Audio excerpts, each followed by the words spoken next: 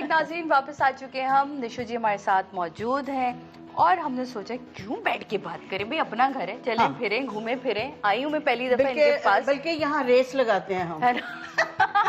मैं रेस बाकी लगाना चाह रही हूँ क्योंकि मेरी नजर पड़ी है किताबों की तरफ। तो जनाब, ज़ौक़ तो है, ये तो हमें पता है। ज़ौक़ जब पूरा घर देख के आपको लगता है, पर्सनालिटी में नजर आता है। निशो जी, आपकी वैसे फेवरेट, जब मैं आप कभी तन्हाई में बैठती हैं तो किताब कौन सी आप उठाती हैं कि आज फिर से ये पढूं? हाँ, किताबों को पढ़ने वाले आजकल लोग बहुत कम रह गए हैं और बड़े दुख की बात है। अभी भी मैं जाती हूँ, जो किताब मुझे नज़र आती है शायरी की या वैसे कोई अच्छी तसनीफ़, अच्छे राइटर अच्छा अफसाना, अच्छा अफसाना, तो वो मैं ख़रीदे बगैर नहीं रह सकती।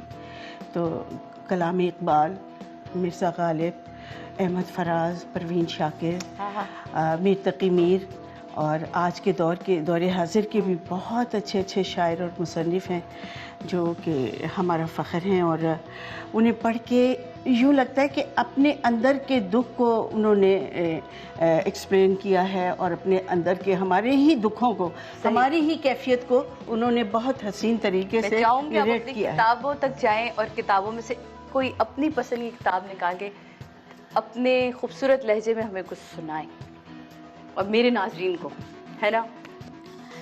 मनफियत एक है इस कौम की, नुकसान भी एक ही सबका नबी, दीन भी, ईमान भी एक, हरम पाक भी, काबा भी, कुरान भी एक, सुभान अल्लाह। कुछ बड़ी बात थी होते जो मुसलमान भी एक। बड़ी खूबसूरत बात की है। अच्छा निशो जी, अगर मैं आपसे ये पूछूं कि आपकी अपनी, या हर इंसान के अंदर कि मेरा ये पसंदीदा कैरेक्टर था, मेरी ये पसंदीदा फिल्म थी, तो आपकी अपना जो कैरेक्टर अपनी फिल्मों में अदा किया हुआ, वो कौन सा सबसे फेवरेट अपना कौन सा था? जो बहुत ज़्यादा अप्रिशिएट किया गया वो फैमिली बेस्ड और बहू सास के इशू पे बेस्ड था, बहिश्त। उसमें, हाँ जी, उसमें बहुत लाइक किया गया। पहली फिल्म जो थी वो दैट वाज जस्ट लाइक, आप कह रहे कि आपकी स्कूल में जैसे आप फर्स्ट डे क्लास में आते हैं, तो वो मेरा एक इंस्टीट्यूट था, उस पर मैंने बहुत कुछ सीखा। उसके बाद दूसरी फिल्म थी मेरी रंगीला, जिसमें ड्रीम गर्ल का मुझे खिताब दिया गया क्योंकि वो ऐसे इशू पे थी कि एक खूबसूरत और बदसूरत ये दो इम्तिज़ाज था। दो ही खवातीन को ये खिताब मिला है, वहाँ हिमा मालिनी जी को है और यहाँ आपके पास है ये खिताब। सादिया जी बस करें, फिर मैं इतनी तारीफ से मैं शर्मा जाती हूँ।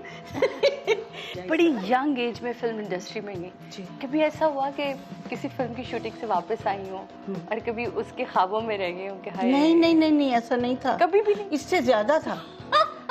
वो ही एक्टिंग घर आके करती थी, अपने अंदाज से करती थी और लोग अम्मी कहती थी ये पागल हो गई है, अब तो बचपना छोड़, तो इतनी बड़ी हीरोइन आते ही तो इतनी स्टैब्लिश हो गई है।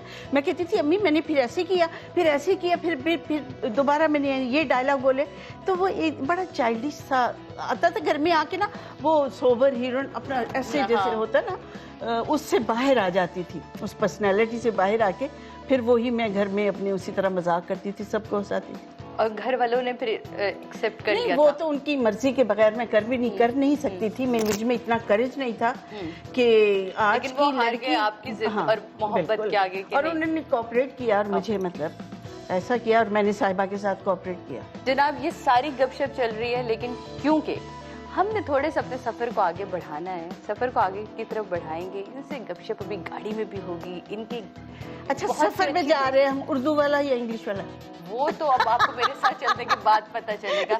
वैसे तो उर्दू वाला, इंग्लिश वाले में मैं कब बदल दूं ये मुझे पता नहीं चलता, लेकिन फिलहाल हम उर्दू वाला सफ़र करेंगे जनाब। और उसके बाद हम आपको लेके चलते हैं, बहुत इनकी खूबसूरत से फैमिली फ्रेंड है, उनसे मिलते हैं जी। और वहाँ इनकी एक और दोस्त भी मौजूद होगी, तो थोड़ा सा जाने ना जनाब निशो जी एज अ फ्रेंड कैसी हैं, और इनके कुछ राज़ो न्याज़ शायद दोस्ती बता दें हमें, है ना।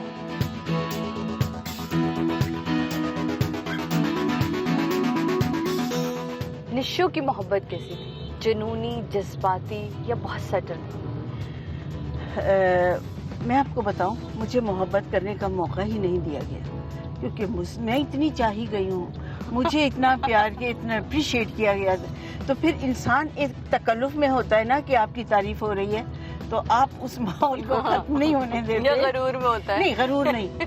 मैं कहती हूँ कि ये जो भी मोहब्बत कर रहे हैं या मुझे अप्रिशिएट कर रहे हैं या कोई शख्स मेरे पे मरता है, कोई जान देता था या कुछ होता है, इसको करने दो, ये इसी का काम है। ये भी एक कैफियत है ना, कैफियत है। ये कैफियत है कि आपको चाहा जा रहा है, ठीक है। और आप कितने खुश नसीब हैं कि आपको कोई चाह रहा है। आपको कोई चाह रहा है, बिल्कुल सही। लेकिन मोहब्बत हर शख्स में होती है, इसमें रिश्ता मैटर नहीं करता। मैंने वाकई अपने आप को प्यार किया है। लेकिन मुझे अब तक मेरे सवाल का जवाब नहीं दिया कि आपने जब कभी भी मोहब्बत की तो आपकी मोहब्बत में जुनून था, हाँ, जज्बातियत थी, हाँ, आपकी मोहब्बत कैसी थी? मेरी मोहब्बत में एहतियात थी। वाह वाह वाह वाह। इस मोहब्बत के लिए मैं हमेशा कहती हूँ कि अपनी मोहब्बत में इतनी रेंज रखो कि वो अरेंज हो सके। बिल्कुल अरेंज हो सके, that's true। लेकिन ये जरूर है कि जब मेरा मोहब्बत करने को जी चाहा, ऑब्वियसली कोई रिश्ता ही होगा ना जिससे मैंने मोहब्बत की या जिसके साथ मैंने इतना टाइम गुजारा, उस मोहब्बत से मुझे रिस्पांस नहीं मिली, तो मेरा बड़ा बिटर और बड़ा अनप्लेजेंट सा एक्सपीरियंस है मोहब्बत के बारे में। मोहब्बत को लेके इतना अनप्लेजेंट एक्सपीरियंस होने के बावजूद आपकी पर्सनालिटी इतनी प्लेजेंट कैसे है? लोग तो कहते हैं ना, कुछ पे अगर गम गुजरता है तो या तो वो बिखर जाते हैं या वो संवर जाते हैं, तो आप तो और मजीद संवर गई। बिखरने से पहले अगर इंसान अपने आप को समेट लेना, तो पंजाबी की एक सेइंग है, बहुत इंग्लिश में, उर्दू में बहुत सारी अच्छी अच्छी सेइंग्स हैं, लेकिन कहते हैं ना, डुल्ले बेरांदा जो भी कुछ नहीं बिगड़ा। एक बारी और कहो। हाँ, डुल्ले बेरांदा अजय भी कुछ नहीं बिगड़ा। एक चीज जो मैं चाहूँगी, आप सच से बताइएगा, जी, सच साहिबा पे बताऊं। कितने डंडे टूटे जब उसने कहा कि मुझे आपसे शादी ना, करनी बहुत है? बड़ी ब्लैकमेलर है, बहुत बड़ी ब्लैकमेलर है। अच्छा, कसम से इतनी बड़ी ब्लैकमेलर है, उसने कहा कि मैं जान दे दूंगी, मैं खुदकुशी कर लूंगी। मैंने कहा बेटे, आप अपनी एजुकेशन कंप्लीट कर लें तो आपकी शादी, आपके बड़े अच्छे अच्छे रिश्ते आ रहे हैं। अगर आपने मेरी शादी की, मेरी एजुकेशन कंप्लीट होने के बाद, तो आपको सुबह एक लाश मिलेगी। अब ये लाश उसकी है, किसकी है, मेरी है, आई डोंट नो। तो ये थोड़ी ब्लैकमेलिंग है। उसने ये क्या कि धमकियां, बाकायदा थ्रेट्स। अच्छा, हाँ, कैसा ऐसा होगा। तो मैंने कहा अच्छा बता, चाहती क्या है? क्योंकि बस माधुरी बनना। माधुरी बनना।